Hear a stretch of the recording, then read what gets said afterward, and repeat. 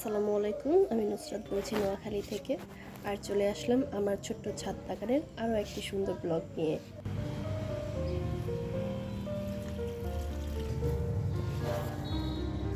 তো খুব সকালে ছাদে চলে আসছিলাম, প্রায় 6টা-7টা এমন হবে। আর আজকে খুব একটা গরম নয়, ওয়েদারটাও বেশ ঠান্ডা।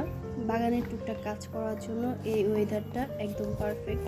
তো আজকে বাগানে যেসব কাজ করেছি, প্রথমে কীটনাশক দিয়েছিলাম গাছে, আর সেই সাথে দিয়েছিলাম যে লিকুইড ফার্টিলাইজার তৈরি করেছিলাম কিচেন ওয়েস্ট থেকে, সেটা দিয়েছি। আর হলো সবশেষে কিছুটা বরবটি খাওয়ার মতো হয়ে গেছে, সেগুলো তুলে নিয়েছি। তো এখানে আমি 2 লিটার একটা স্প্রে বোতল নিয়েছি। সেই স্প্রে বোতলের মধ্যে 1 চা চামচ দিয়েছিলাম কীটনাশক, আর 1 চা চামচ দিয়েছিলাম ছত্রাকনাশক, আর 1 চিমটি পরিমাণ দিয়েছিলাম জিঙ্ক। আমি চেষ্টা করি প্রত্যেকবার যখন কীটনাশক স্প্রে করি সেটার সাথে ফাঙ্গিসাইড ব্যবহার করতে, আর কিছুটা ভিটামিন ব্যবহার করতে। অল্টারনেট করে বিভিন্ন ভিটামিনগুলো ব্যবহার করি। আর যে ফাঙ্গিসাইডটা আছে সেটা আমি সবসময় স্প্রে করি, এটা কখনো বাদ দিই না। এতে করে গাছগুলোর স্বাস্থ্য ভালো থাকে, ফাঙ্গাস গাছে লাগে না। আর এখানে আমি কীটনাশক ব্যবহার করছি 10 কট ইসি এটা। আর এখানে ফাঙ্গিসাইড ব্যবহার করেছিলাম, ফাঙ্গিসাইডটার নাম জানি না, কারণ হলো আমি যেই লোকটা থেকে গাছ কিনি সবসময়, সেই নার্সারিওয়ালায় আমাকে ফাঙ্গিসাইডটা দিয়েছিল একটা কৌটার মধ্যে করে, তাই ওইটার নামটা জানি না। আর এখানে কীটনাশক হচ্ছে 10 কট ইসি, আর হচ্ছে জিঙ্ক।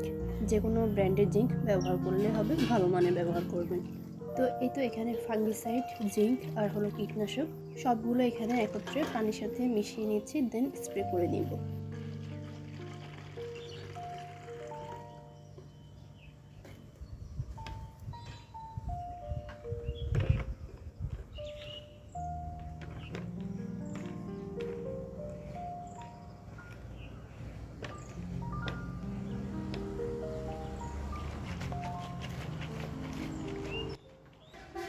তো প্রথমে সামনের সাইডটা থেকে শুরু করি, দেন পিছনে যাব। সামনের সাইডে এখানে কিছুটা বরবটি গাছ আছে।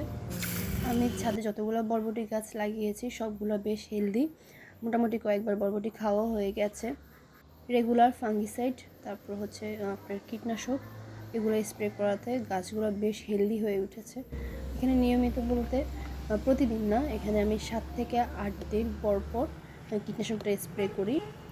এতে করে গাছগুলোতে পোকামাকড় লাগার কোনো চান্স থাকে না। তারপর এখানে বরবটি গাছগুলোতে স্প্রে করার পর চলে আসলাম মরিচ গাছগুলোতে স্প্রে করতে। 10 থেকে 12টা মরিচ গাছ আছে, সবগুলোতে একই নিয়মে স্প্রে করে দিয়েছি। আর এখানে আছে অনেকগুলো বেগুন গাছ, বেগুন গাছগুলোতে সেম স্প্রেটা করব, কীটনাশক আর ফাঙ্গিসাইড আর জিঙ্ক।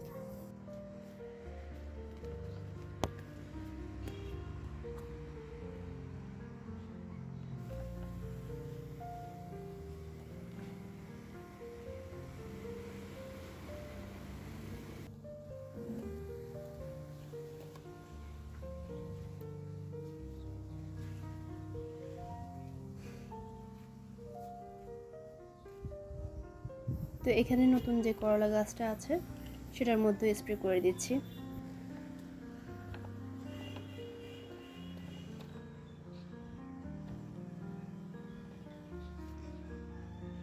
তো এখানে মোটামুটি সবগুলো গাছে কীটনাশক স্প্রে করা শেষ। এখন যাচ্ছি যে আমি লিকুইড ফার্টিলাইজারটা তৈরি করেছিলাম সেটা গাছে প্রয়োগ করব। আর এই ফার্টিলাইজারটা আমি তৈরি করেছি কিচেন ওয়েস্ট থেকে।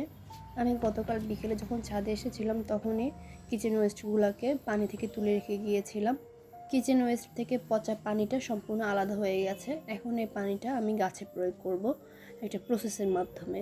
এই কিচেন ওয়েস্ট ফার্টিলাইজারটাকে ডিরেক্টলি গাছে প্রয়োগ করা যাবে না, কারণ এটাতে অতিরিক্ত ভিটামিন আছে, এতে করে কিন্তু গাছগুলো মরে যেতে পারে।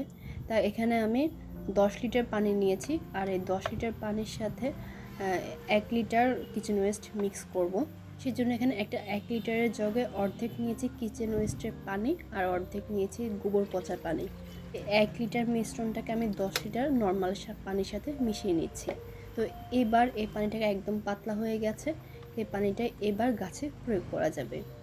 আমরা একটু হলো রাসায়নিক সার গাছে প্রয়োগ করি গাছের বৃদ্ধির জন্য, গাছগুলো দেখতে যেন সবুজ থাকে, সতেজ থাকে। তবে রাসায়নিক সারটা একটু অ্যাভয়েড করে যদি আমরা এই জৈব ফার্টিলাইজারটা ব্যবহার করতে পারি, এতে গাছটা অনেকটাই হেলদি থাকবে। রাসায়নিক যে সারটা আছে সেটা কম ব্যবহার করা হবে। তবে এমন না যে রাসায়নিক সার ব্যবহার করাই লাগবে না। যেখানে আপনি 2বার রাসায়নিক সার ব্যবহার করবেন, সেখানে 1বার রাসায়নিক সার ব্যবহার করুন আর 1বার এই জৈব ফার্টিলাইজারটা ব্যবহার করুন।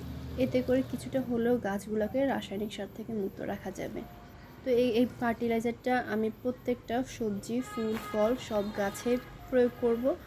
কীভাবে প্রয়োগ করব সেটা হচ্ছে, যেভাবে আমরা গাছের গোড়াটা শুকিয়ে গেলে গাছে পানি দিই, ঠিক সেম ওয়েতে এটা প্রয়োগ করা যাবে। এটা সম্পূর্ণ জৈব, এটা বেশি হলেও কোনো সমস্যা হবে না, কম হলেও কোনো সমস্যা হবে না। এখানে আমি একটা একটা করে সব গাছে ফার্টিলাইজারটা প্রয়োগ করেছি, কোনো সমস্যা নেই এই ফার্টিলাইজার প্রয়োগ করাতে। আর গাছের জন্য এই ফার্টিলাইজারটা একদম বেস্ট, নির্ভয়ে এই ফার্টিলাইজারটা ব্যবহার করা যাবে। শুধুমাত্র একটু পাতলা করে ব্যবহার করতে হবে, এটাই। আর ডিরেক্টলি রোদের মধ্যে ব্যবহার করা যাবে না, হয় খুব ভোরে ব্যবহার করবেন আর না হয় একদম সন্ধ্যার সময় ব্যবহার করবেন। এই সাইডে আমার ফুল গাছগুলো রাখা আছে, সব ফুল গাছ আমি এই সাইডে রেখেছি। এখানে আমি ফুল গাছগুলোর মধ্যেও এই ফার্টিলাইজারটা ব্যবহার করছি, কারণ আমি ফুল গাছে কোনো রকম রাসায়নিক সার ব্যবহার করি না। ফুল গাছগুলো এই ফার্টিলাইজারের উপরেই থাকে।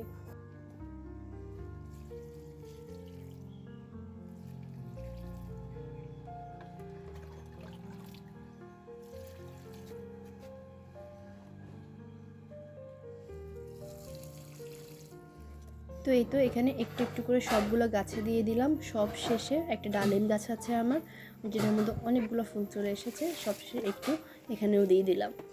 তো এখানে লিকুইড ফার্টিলাইজারটা ব্যবহার করা কমপ্লিট। আবার এই ফার্টিলাইজারটা আমি 15 দিন পর ব্যবহার করব।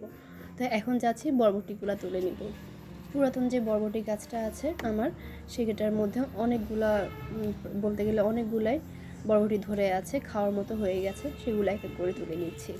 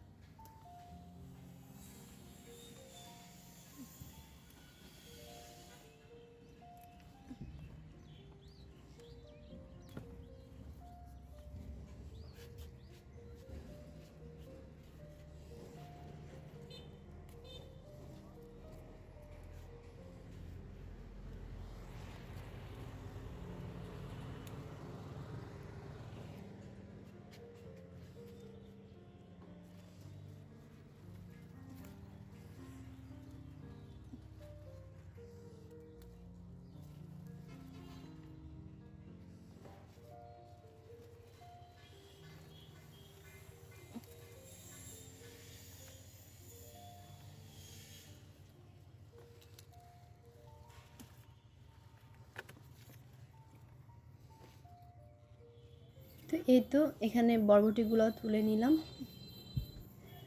এই যে দেখায় এতগুলো হয়েছে। তো এই পর্যন্তই ছিল আমার আজকের গার্ডেন ব্লগ।